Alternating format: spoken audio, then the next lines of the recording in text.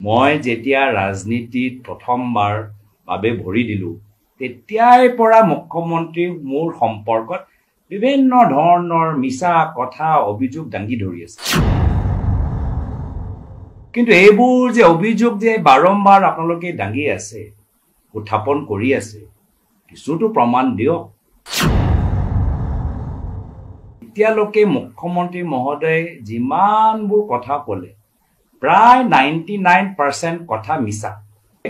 আৰু সাব যেতিয়া সেপ্টেম্বৰ আহিব তেতিয়া আকৌ ক'ব নহয় মোক আৰু 3 মাহ দিয়ক মই আৰু প্ৰমাণ দিম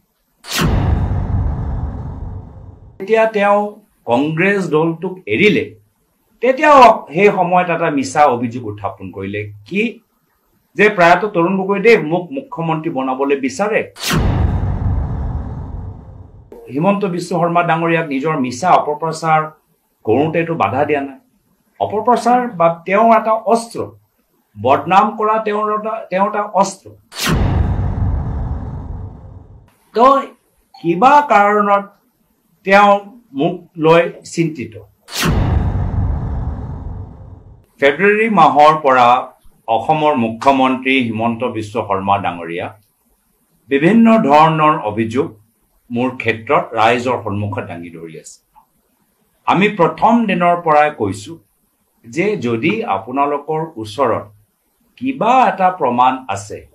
এই প্ৰমাণবোৰ ৰাজহুৱা কৰক আপুনি মুখ্যমন্ত্ৰী চকীত বহি আছে আপোনাৰ আৰু এখন বিজেপি দলৰ 500 টকাৰ ট্ৰলৰ মাজত পাৰ্থক্য থাকিব লাগে কিন্তু যেতিয়াই আমি প্ৰমাণ বিচাৰো মুখ্যমন্ত্ৰী মহোদয়ে কয় যে সেপ্টেম্বৰলৈকে ৰব লাগিব ফেব্ৰুৱাৰী মাহ গল মাৰ্চ মাহ গল এপ্ৰিল মাহ গল মে মাহ প্ৰায় সম্পূৰ্ণ হ'বলৈ গৈছে এতিয়াও কিন্তু প্ৰমাণ তেওঁ এটাও দিব পৰা নাই আৰু যোৱাকালি মই দেখিলো কি যেতিয়া সাংবাদিকসকলে মুখ্যমন্ত্ৰীক সুধিলে যে আপুনি প্ৰমাণ যিমানবোৰ প্ৰমাণ এতিয়ালৈকে যোগাৰ কৰিছে এইখিনি আপোনালোকে মে মাহৰ 10 দিনৰ ভিতৰত কিয় দিব নোৱাৰে এটা মুখ্যমন্ত্ৰী উত্তেজিত হৈ গ'ল তেওঁ আকৌ সাংবাদিকসকলকে ধৰিলে যে তোমালোকে প্ৰশ্ন সুধিলে পাকিস্তানী হৈ যাব এতিয়া মুখ্যমন্ত্ৰী জনক মে মাহত ৰিপৰ্টবোৰ যিমানবোৰ তেওঁলোকে তথ্য যোগাৰ কৰিছে সেইখিনি প্ৰমাণ কৰিলে যদি খুদে তেতিয়া এতিয়া সাংবাদিক সেই প্ৰশ্ন সুধিলেই পাকিস্তানী হৈ যায় আৰু মুখ্যমন্ত্ৰী মহোদয় কৈছে যে মে মাহত মই কেনেকৈ পাৰিম সেপ্টেম্বৰলৈকে মই বিচাৰিছো তো যি আছে সেপ্টেম্বৰলৈকে আপোনালোকে ফাইনেল ৰিপৰ্টটো দি দিব কিন্তু এইবোৰ যে অভিযোগ যে বাৰম্বাৰ আপোনালোকে দাঙি আছে উত্থাপন কৰি আছে কিছুটো প্ৰমাণ দিয়ক আমিও জানিবলৈ বিচাৰো আৰু মুখ্যমন্ত্ৰী এই প্ৰমাণবোৰ দিবলৈ নিবিচাৰে ৰাজহুৱা কৰিবলৈ নিবিচাৰে তাৰ পিছত এটা কাৰণ আছে কাৰণটো হ'ল যে এতিয়ালৈকে মুখ্যমন্ত্ৰী মহোদয় যিমানবোৰ কথা ক'লে প্ৰায় 99% কথা মিছা 99% কথা বেসলেস ৰিডিকুলাস আৰু ননসেন্স 99% কথা বেসলেস ৰিডিকুলাস আৰু ননসেন্স আৰু সেই কাৰণে তেওঁ সেপ্টেম্বৰ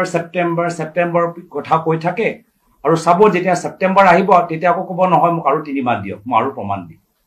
তেওঁ নিজেই জানে যে তেওঁলোকৰ এই যিমানবোৰ কথা যিদৰে এজন সাধাৰণ মানে 1500 টকা বিজেপি আইটি সেলৰ ট্ৰল যিদৰে কথাবোৰ উত্থাপন কৰে সোশ্যাল মিডিয়া একে তেওঁ কথাবোৰ কৈ আছে তো আমাৰ কাৰণে একো নতুন কথা নহয় বিশেষকৈ মোৰ বাবে মই যেতিয়া ৰাজনীতিত প্ৰথমবাৰ বাবে ভৰি দিলো তেতিয়াই পৰা মুখ্যমন্ত্ৰী মোৰ সম্পৰ্কত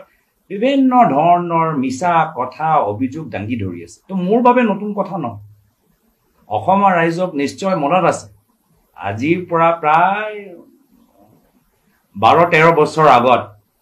2011 চনত 12 চনত যেতিয়া মই প্ৰথমবাৰ বাবে অসমত বিভিন্ন ঠাইত ভ্ৰমণ কৰি আছো এই সময়ৰ পৰা মুখ্যমন্ত্ৰী বিভিন্ন ধৰণৰ অভিযোগ উত্থাপন কৰিবলৈ আৰম্ভ কৰিলে কি কাৰণত কৰিলে তেওঁহে জানে যে অসম কংগ্ৰেছ চৰকাৰৰ বিধায়কসকল সব মুখ্যমন্ত্ৰী প্ৰায়ত মুখ্যমন্ত্ৰী তৰুণ গগৈদেৱৰ পুত্ৰৰ ওচৰলৈ গৈ থাকে সম্পূৰ্ণভাৱে মিছা মইহে বিভিন্ন বিধায়কসকলৰ ওচৰত গৈ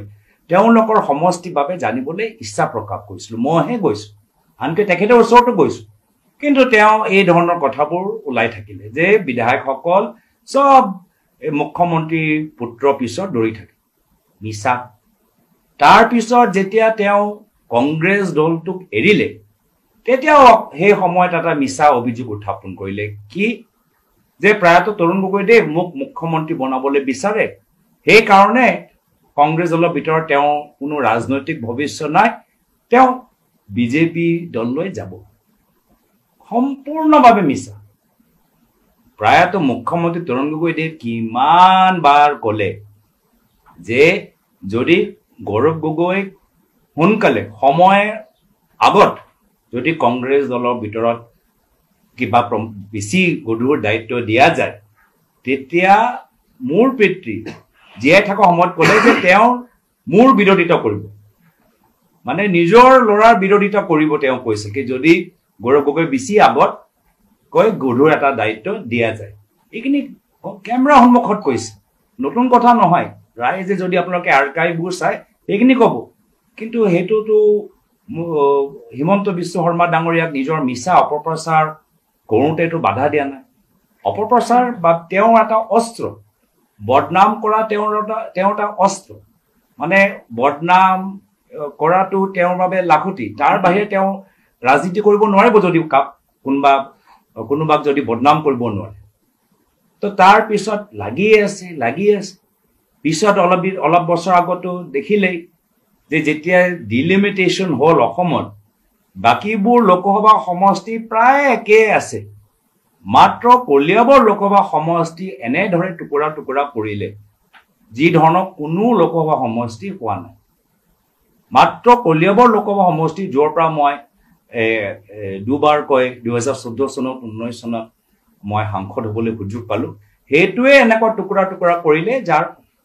য'ত কোনো সমষ্টিৰ ভিতৰত তেনেকুৱা কৰা নাই তাৰপিছত নগাঁও যোৰহাট কাজিৰঙা লৈ কথাবোৰ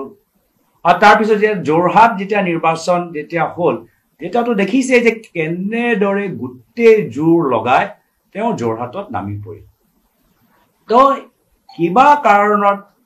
তেওঁ মোক লৈ চিন্তিত কিবা কাৰণত আমাক লৈ কিবা ইনচিকিউৰিটি কিবা এটা আছে তেওঁ ভালদৰে থাকক সুস্থ থাকক কিন্তু আজি তাৰিখত অলপ এটা ফ্ৰাষ্ট্ৰেশ্যন তেওঁলোকৰ মাজত আমি দেখা পাইছোঁ আৰু সেইকাৰণে বাৰম্বাৰ মানে মই কৈছোঁ যে 99% কথাবোৰ বেছলেছ ৰিডিকুলাছ আৰু ননচেন্স মানে অদ্ভুত আৰু দিনে দিনে আৰু অদ্ভুত হৈ গৈছে এতিয়া যোৱাকালি বা আজি যিখিনি কথা ক'লে আৰু অদ্ভুত মানে তেওঁ মানে নিজৰ দেশৰ ৰাষ্ট্ৰীয় সুৰক্ষা নিয়ন্ত্ৰণ কৰা এজেঞ্চিসকলকে দোহাৰিছে তেওঁলোকক বিফল কৰিছে যি ধৰণৰ কথা আজি এইকেইটা দিনৰ ভিতৰত উত্থাপন কৰিছে তো তেওঁ কিবা কাৰণত আগৰ পৰাই একদম মানে মোৰ ৰাজনৈতিক যাত্ৰা আৰম্ভণিৰ পৰা তেওঁ কংগ্ৰেছ দল এৰি যোৱা সেই সময়টো মোকে দোহাৰিলে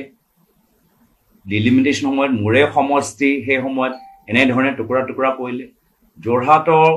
ভিতৰত যিদৰে প্ৰচাৰ কৰিলে অসমত কোনো এটা বেলেগ এটা লোকসভা সমষ্টিত তেনেদৰে তেওঁলোকে প্ৰচাৰ নকৰিলে আৰু এতিয়া নতুন এটা অপপ্ৰচাৰ নতুন এটা কাহিনী তেওঁলোকে সৃষ্টি কৰিছে মানে এনেকুৱা এটা অদ্ভুত কাহিনী মানে মই যোৱা বছৰ যোৰহাট লোকসভা নিৰ্বাচনত যেতিয়া কেতিয়াবা বিজেপি দলৰ পৰা কিছুমান অপপ্ৰচাৰ ওলাই মই কৈছিলোঁ এইটোতো বি গ্ৰেড চিনেমা স্ক্ৰিপ্ট দৰে মানে ইমান মানে তৰ্কহীন যুক্তিহীন